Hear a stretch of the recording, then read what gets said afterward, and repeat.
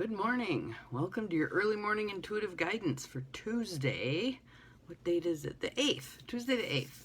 So, I'm Dr. Bonnie Nussbaum, America's kick-ass coach and psychologist, here with some words of wisdom for us today. And I'm wearing my brightest clothes ever because it feels like it needs to be spring and it's getting harder to get out of bed in the morning. So, I've got my sad light going and all that stuff and still finding it, good morning, Joe, a little difficult to get moving. So I'm going to do what I can to brighten things up for everybody. And our card today should help with that also, I hope. So we have a card, and actually this is the full deck. Good morning, Diane, glad you're here. This is the full Grace card deck. And look, my flip screen is working again. Woohoo! Good morning, Mara, glad to have you here. Awesome. Hope you love our word for today. Grace Cards deck by Cheryl Richardson. It looks like there's two others here. Glad you're here. Welcome, welcome. And as I said, I'm getting a little bit later in the morning because it's getting harder to get out of bed. The spring gloom is getting to me. So I'm using my sad light and I'm setting up some fun things to do. Tonight, Marlo and I are going out to dinner at Breezy Point, which I think will be lovely, but needing some things to look forward to. And if you look behind me, you can see, good morning, Mel, glad you're here. You can see a huge mess, a lamp and a massage table and all kinds of stuff that I'm in the process of relocating to their permanent homes. So just in that upheaval time of things going everywhere. Good morning, Maureen, glad you're here. And I'm so excited there's so many of you on here for this particular word because I adore this word. And I think it's going to, especially if some of you are in the same kind of place where I am right now, sort of slogging on through, this word I hope can be of great assistance to help keep picking your foot out of the mud and putting it forward until we get onto firmer ground. So our card, again, Grace Cards deck, Cheryl Richardson. Vision. And I'm going to move it closer so you can see that beautiful eagle soaring in the background there. And if you think about that, that's a sign, to me, a sign of freedom and strength, an eagle. I mean, they just do their thing, right? Right now, my friend Carol, who loves taking pictures of birds, has been monitoring an eagle couple, and she thinks maybe they have an egg in the nest at this point. So, and sometimes those nests can get up over 100 pounds because they add on to them as they go, and they get pretty. They're mega nests. So, so vision. I want you to close your eyes. I want you to take a couple of nice deep breaths and just settle into that wise inner still place that you have.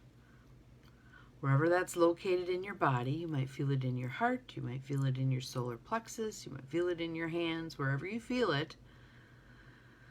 That place of divine connection with spirit. Breathing into that, expanding that, dwelling there, being there in that place of vision. All right? And I love that quote, and I can't remember who said it, but vision is what we see with our eyes closed. Vision is what we see with our eyes closed. All right, and here's our card. Open yourself to receive whatever part of this is meant for you.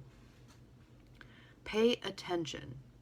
There are signs, symbols, and messages divinely placed in our path to guide us in the right direction.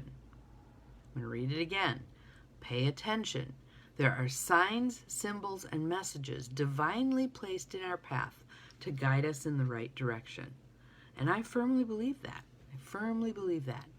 The interesting thing is sometimes we're moving too fast and we zoom right past those signs and symbols. Sometimes we see them and we reject them. That can't be true, or that can't be for me, or that self-limiting stuff that we do that I talked about last Sunday on Empowerment Rising.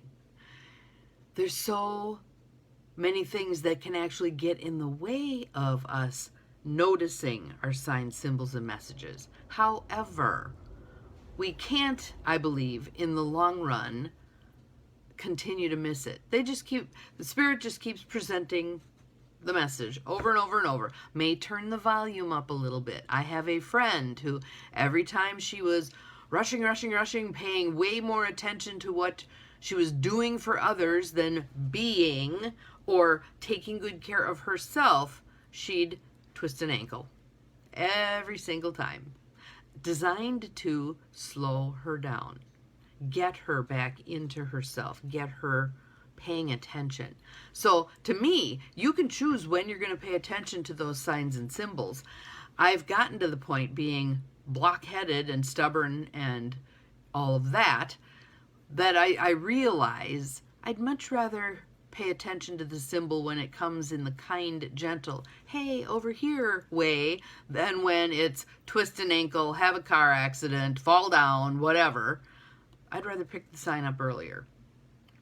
Everybody gets to decide for themselves. I mean, you can see those people, oftentimes young people, who bang their head against the wall and bang their head against the wall. I was one of those.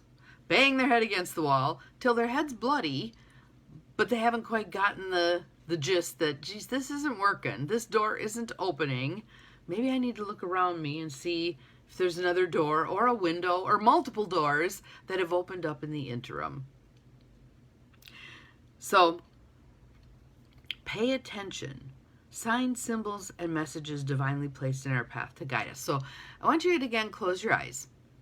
And wherever you are, you might be in your bedroom, you might be in your living room, you might be in your car on your way to work. Well, don't close your eyes if you're in your car on your way to work. But if you're stuck at a stop sign at some point here, just do this. I want you to close your eyes. Ask for a sign, a symbol, a guidepost on your path for right here, right now. What do I need to be paying attention to in this moment? Then I want you to just turn your head left and right. And as you turn, at some point, open your eyes. And what do you see? The first thing I see is a little notebook. Oh, this is funny. A little notebook. I'll show it to you. Little yellow notebook that was sitting there because I have some messages on here, or notes on here, that I want to talk to my moon ceremony co-partner Kayleen about with regard to our moon ceremonies. Are we going to do some kind of a revamp? But the two words that pop up for me, I'm going to move it closer, astronomy and efficiency. There they are.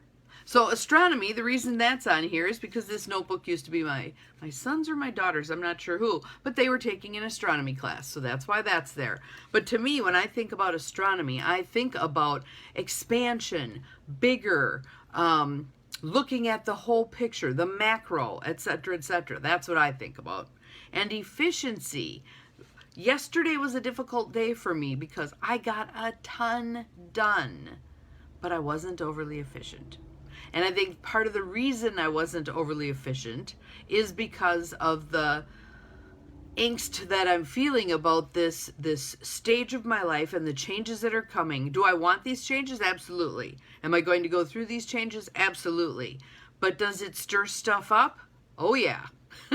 So even my journaling yesterday was weird. It was fits and starts. I wrote a little bit and then I walked away from it. Wrote a little bit and walked away from it. Wrote a little bit and walked away from it.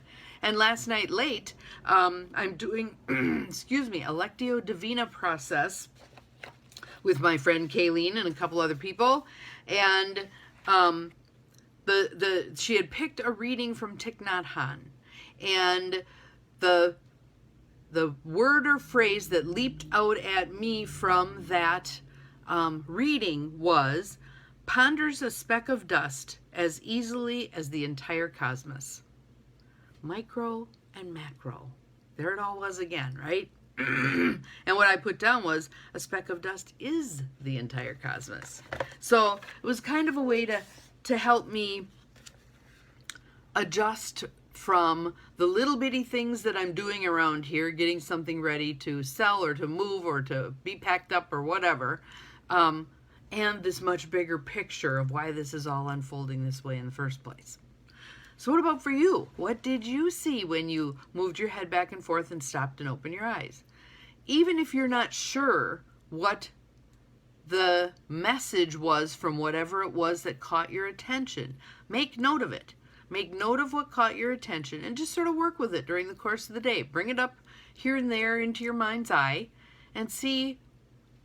You can ask it directly too. I know it sounds weird, But you can ask it directly too. What message do you have for me? Just sit with that for a minute.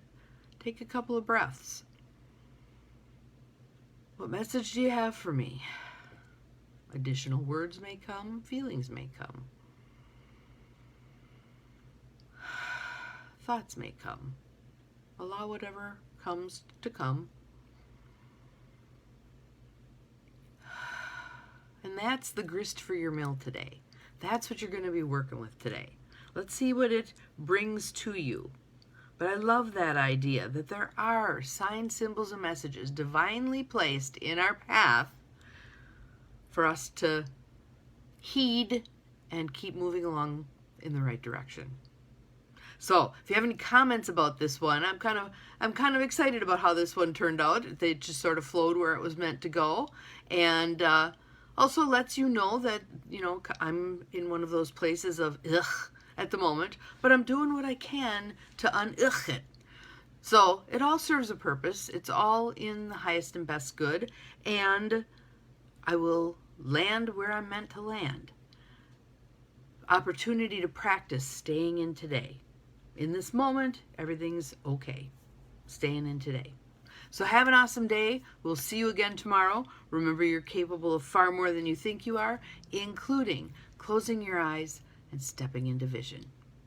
See you tomorrow. Bye-bye.